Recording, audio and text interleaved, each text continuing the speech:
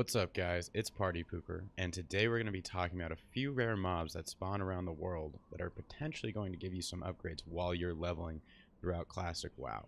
So without further ado, let's jump right into it. First up on the list is Kazan, a level 27 rare elite mob in the upper northwest portion of Red Ridge Mountains. He has two main drops, one being Cutthroat Pauldrons, which have a 71% drop rate and are a great item to get while you're leveling because it's very hard to find any sort of shoulders in your 20s that have stats on them. The second item is Kazan's Maul, which has a 24% drop rate and is not as good because you can get an equivalent mace through a quest line in Red Ridge Mountains. He has one ability, which is Backhand, which is a 2-second stun, and overall he's a fairly easy mob to kill, but you're definitely going to need a buddy to take this guy on. Next on the list, we have another level 27 rare elite mob named Neuraxis. He's a spider located on the eastern edge of Duskwood, and he has two main drops. One, Neuraxis' Fang, which is a very quick dagger with a chance on hit to poison the target and has a 51% drop rate. And the second being Husk of Neuraxis, which is a mailed chess piece with a lot of great stats and has a 48% drop rate. This item is really good for warriors, paladins, any mail wearers, and has a lot more stats than similar chess pieces in that level range. He has two main abilities, one, Deadly Poison, which is a fairly weak dot, and two, Neuraxis Web, which will immobilize you for 30 seconds. Now, again, this guy's not too hard to take on, but if you're a caster, he's going to be pretty tough just because of that immobilize effect. Next on the list, we have a level 31 rare elite mob named Lord Malathrom. He's located at the northwestern corner of Duskwood. He has two main drops, one, Spiked Collar, which is a really cool item that is an on use that allows you to summon a Fell Hunter for an hour to protect you. So once you use this item, it will be gone, but you'll get a Fell Hunter for an hour, which is pretty awesome. Second is Cloak of Rot, which is a really great caster cloak that gives +7 intellect, and both of these items have a 50% drop. He has two main abilities. First, Shadow Word Pain, which is a damage over time that does quite a bit of damage, and second, Minions of Malathrom, in which he will summon a minion to protect him and attack you.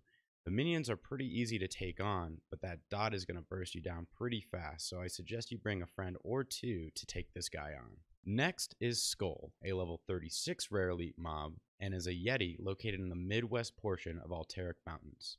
He has one main drop, Howling Blade, which has a 34% drop rate, and is a great offhand for rogues.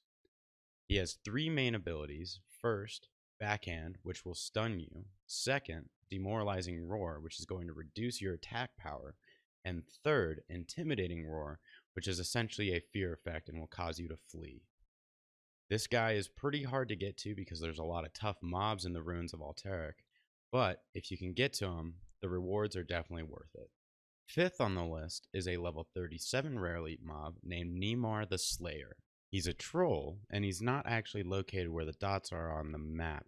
He is in the southeastern portion of Arathi Highlands at Witherbark Village, and is in the far back of the village. He has two main drops.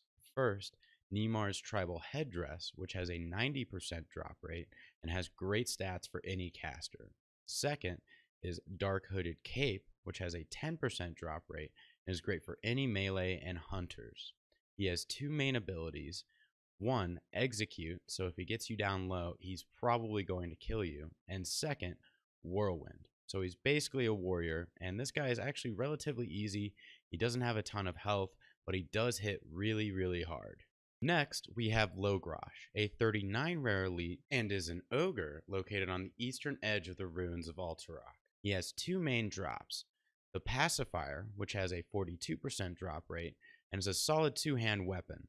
However, for most warriors, you'll probably already have your whirlwind weapon by this point and won't need this. But for paladins, it can be a solid upgrade. And the second are the Black Ogre Kickers, which have a 20% drop rate and are good for any mail-wearing class. He has three abilities.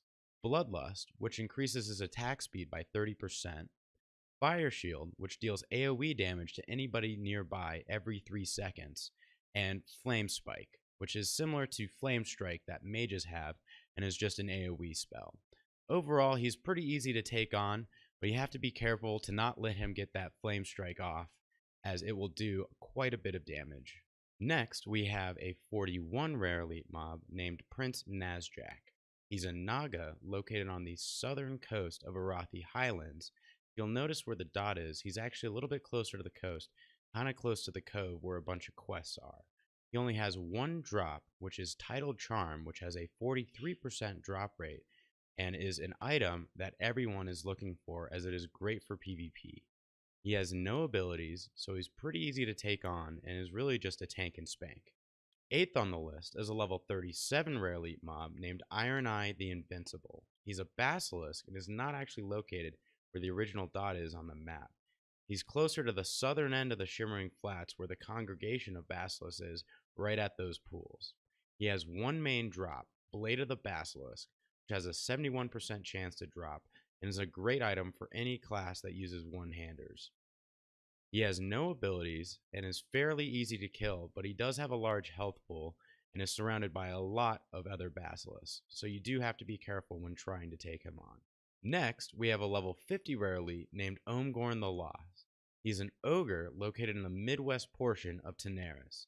He has one main drop, Changuk Smasher, which has a 41% chance to drop and is a relatively good one-hand mace and can be an upgrade for a multitude of classes.